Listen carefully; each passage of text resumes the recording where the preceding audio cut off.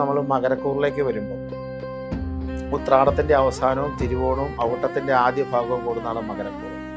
മകരക്കൂറ് എന്ന് പറയുന്നത് ശരിക്കും 6 വ്യാഴം സഞ്ചരിക്കുന്ന സമയം, 12 രാഹു. അങ്ങനെ കഴിഞ്ഞ ഒരു വർഷമൊക്കെ എന്ന് പറഞ്ഞാൽ അത്ര നന്നായിരുന്ന ഒരു വർഷക്കാലമല്ല.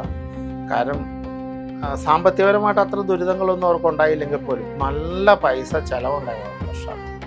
സാമ്പത്തികപരമായി നന്നായിട്ട് ഗംഭീരമായിട്ട് പൈസ ചിലവായ വർഷം. 1 രൂപ പോലും കയ്യിലിരിക്കാൻ പറ്റാത്ത അവസ്ഥ, അത്രയ്ക്ക് ചിലവുകളുള്ളൊരു കാലഘട്ടമാണ് മകരക്കൂറ്. അതുപോലെ തടസ്സങ്ങളും ദുരിതങ്ങളും അസ്വസ്ഥതയൊക്കെ നിറഞ്ഞ വർഷങ്ങളായിരുന്നു മകരക്കൂറുകാർക്ക്.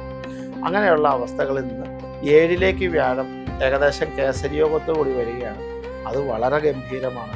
അടുത്ത ഒരു വർഷം എന്ന് പറഞ്ഞാൽ ഈ കൂറുകാർക്ക് നല്ല രീതിയിൽ പ്രതീക്ഷിക്കാത്ത പല സ്ഥലങ്ങളിൽ നിന്ന് സമ്പത്ത് വന്നു ചേരാനുള്ള സാധ്യത, സാമ്പത്തികപരമായ നല്ല ഉന്നമനം ഉണ്ടാകാനുള്ള വസ്തുത, നല്ല നല്ല വാഹനങ്ങൾ മേടിക്കാൻ പറ്റിയ സമയം, ഗ്രഹങ്ങൾ മോടി പിടിപ്പിക്കാൻ സമയം, വിവാഹം നടക്കാൻ പറ്റിയ സമയം, വിവാഹത്തിന് ശേഷമുള്ള യാത്രകൾക്ക് പറ്റിയ സമയം, നല്ല ദാമ്പത്യ പ്രശ്നങ്ങളിലൊക്കെ വീണ്ടും അതൊക്കെ യോജിക്കാൻ പറ്റിയ സമയം, എല്ലാം പറ്റിയ സമയമാണ് മകരക്കൂറ്. അതിനുള്ള കാരണങ്ങളൊക്കെ ഉണ്ട്. അത് ഇവിടെയാണെങ്കിലും വിദേശത്തായാലും ജോലി ചെയ്യുന്നവർക്കൊക്കെ നല്ല അനുഭവങ്ങളും നല്ല അനുഭവ ഗുണങ്ങളും ഉണ്ടാവാനുള്ള സാധ്യത, സന്തോഷകരമായി നിൽക്കുന്ന നിമിഷങ്ങളും യാത്രകളും കുടുംബ ബന്ധങ്ങളും മംഗളകർമ്മങ്ങളും ഒക്കെ കുടുംബത്തിലും ജീവിതത്തിലൊക്കെ വരാൻ പറ്റിയ കാലം.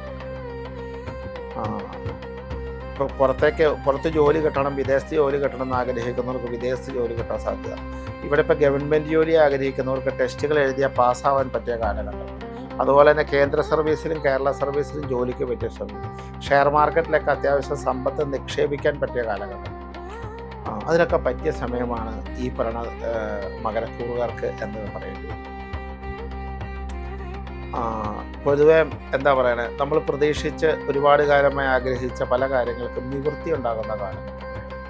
അതൊക്കെ പൊതുവെ മകരക്കൂറുകാർക്ക് അനുകൂലമാണ്, ഐശ്വര്യപ്രദമാണ്, സമാധാനപ്രദമാണ്, സമ്പൽ സമൃദ്ധമായൊരു കാലഘട്ടമാണ്, നന്മയുടെ കാലഘട്ടമാണ്, ഐശ്വര്യത്തിൻ്റെ കാലഘട്ടമാണ്.